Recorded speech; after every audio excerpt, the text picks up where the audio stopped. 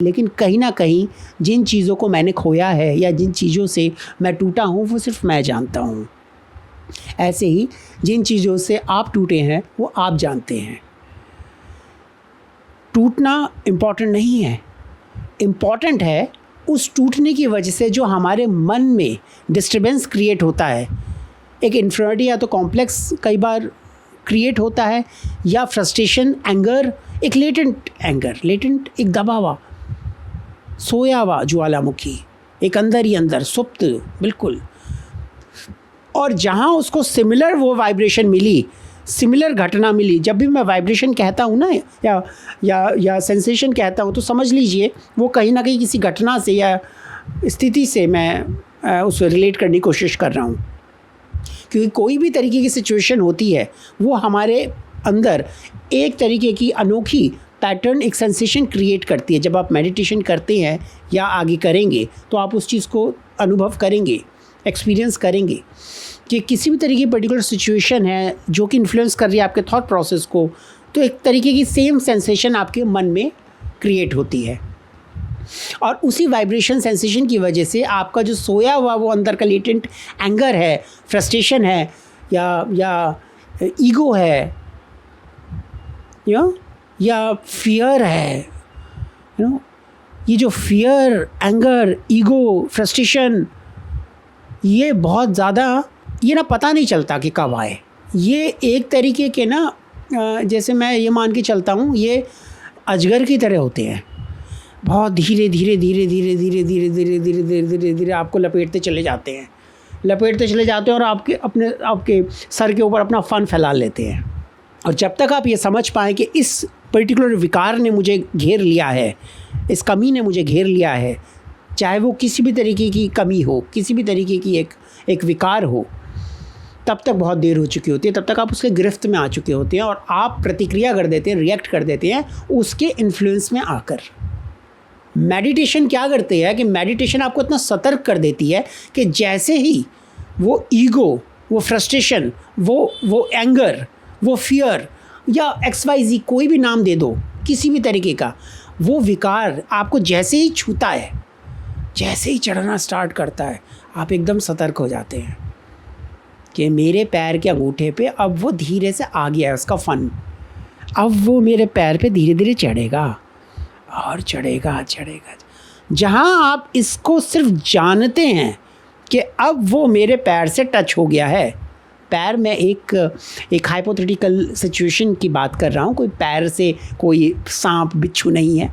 एक हमारे मन की मनोवृत्ति है कि जब भी हमें गुस्सा आता है तो हमें पता नहीं चलता कि गुस्सा कैसे कैसे हमारे अंदर फैलता चला गया, या एक डर आता है तो डर हमारी अंदर कैसे फैलता चला गया, चिंता है किसी भी तरीके की। तो ये एक इस तरह से हमारे शरीर पे हावी होते हैं, हमारे मानसिक, हमारे जो थॉट प्रोसेस है, जो मेंटल हमारा जो एक हेल्थ है, उस पे इस तरह से इन्फ्लुएंस हमें करते हैं कि हमें पता नहीं चलता कि कहाँ हम इन चीज़ों की गिरफ्त में आ गए और हम कहाँ रिएक्ट कर रहे हैं। चाहे हम पर्सनल रिलेशनशिप में रिएक्ट कर रहे हो, चाहे प्रोफेशनली कर रहे हो, चाहे हम XYZ पड़ोसियों से कर रहे हो, सब्ज़ी वाले से कर रहे हो, हमें पता नहीं चलता हम क्या कर रहे हैं। पर क्योंकि वो वाइब्रेशन सिचुएशन कोई क्रिएट हुई, जिसने कोई एक वाइब्रेशन को क्रिएट किया, उस वाइब्रेशन के इन्फ्लुएंस से जो एक अंदर का लेटेंट सोया हुआ मेरा एक विकार था वो जागा और धीरे से मेरे ऊपर चढ़ा और उसने मुझे गिरफ्त में लिया और मैंने प्रतिक्रिया करी और सब काम बिगड़ गया। ये होता है मेडिटेशन। जब हम करते हैं तो जैसे ही वो हल्का सा हमें पता चलता है कि अब ये चीज़ जाग गई है, जैसे ही जागी हमारे अंदर एक सेंसेशन हुई, एक संवेदना हुई, क्योंकि माइंड बहुत सतर्क है, वो कॉन्टिन्यूसली या तो सांस के साथ जुड़ा है या सेंसेशंस के साथ जुड़ा है। जैसे जैसे हम विपश्यना करते हैं हम इस चीज़ को समझते हैं और इस चीज़ को अपने माइंड को अभ्यास करा के इसमें रम जाते हैं कि हमें 24 घंटे, चाहे हम नोइंगली अननोइंगली हम कुछ काम कर रहे हैं, हम मीटिंग में बैठे हैं, हम प्रेजेंटेशन दे रहे हैं, या मैं आपसे बात कर रहा हूँ, पर मैं कॉन्टिन्यूसली अपनी संवेदनाओं को जान रहा हूँ कि मेरे अंदर संवेदना कैसी हो रही है। इस वक्त मेरे यहाँ पर कुछ हल्की सी सेंसेशन है, कुछ मेरे हाथ में सेंसेशन है, कुछ मेरे यहाँ चेस्ट पे हल्की सी सेंसेशन है। तो मेडिटेशन से हमें इस तरीके का एक एक ऊर्जा मिलती है, मेडिटेशन से एक इस तरीके की ताकत मिलती है कि जैसे ही वो चीज़ जागती है, जैसे ही वो ट्रिगर होती है प्रॉब्लम, हम उसको समझ के सिर्फ जानते हैं। प्रॉब्लम क्रिएट हुई, मैंने जाना और ये जाना कि प्रॉब्लम क्रिएट हो गई। हमारे जानने के अंदर सिर्फ to know, to aware, to become aware that there is a problem or there is a something. I don't know whether it is problem or there is no problem. I don't know whether this particular sensation is pleasant or unpleasant. मुझे नहीं पता ये sensation अच्छी है बुरी है, लेकिन मैं अवेयर हूँ, मैं जानता हूँ। ये जो जानने की ऊर्जा होती है ना, ये हमारे अंदर से एक तरीके की पर्टिकुलर एक इस तरीके की शक्ति है जो कि हर प्रकार के विकार को या हर प्रकार की एक राग और द्वेष जो हमने पहले बात करी है उसको आप ज़रूर देखें, उसको आपको पता चलेगा कि प्रतिक्रिया कैसे होती है। तो उस राग द्वेष की जो एक टेंडेंसी है कि अगर हमें तो वो जो हमारे अंदर से अभी अभी जागा वो अच्छा लगा तो हम क्रेविंग करेंगे, राग करेंगे, और अगर वो बुरा लगा तो हम द्वेष करेंगे। तो इस तरीके की टेंडेंसी को वो ख़त्म कर देता है, वो अवेयरनेस, वो उसको एक तरीके की इस तरीके की हमारी वो एक आप ये कह लीजिए हमारी इस तरीके की एक वो जैसे कहते हैं ना हवन कुंड में कुछ जो भी सामग्री डाली वो उसे भस्म कर देती है। तो वो इस तरीके की हमारे अंदर की एक अग्नि होती है, एक इस तरीके की हमारी अपनी आग होती है, या आप ये समझ के चलिए कि हमारे इस तरीके की एक अपनी एक ऐसी शक्ति है जो कि हर प्रकार की उस प्रॉब्लम को ख़त्म कर देती है, भस्म कर देती है। और वो शक्ति क्या है?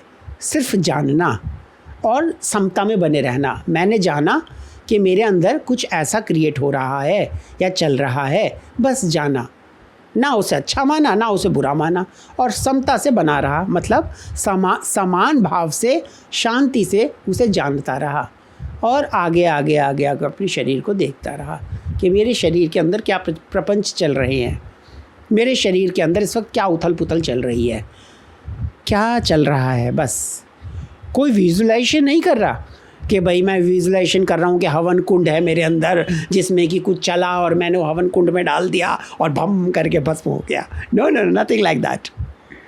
कोई विजुलाइजेशन नहीं है, कोई वर्बलाइजेशन नहीं है।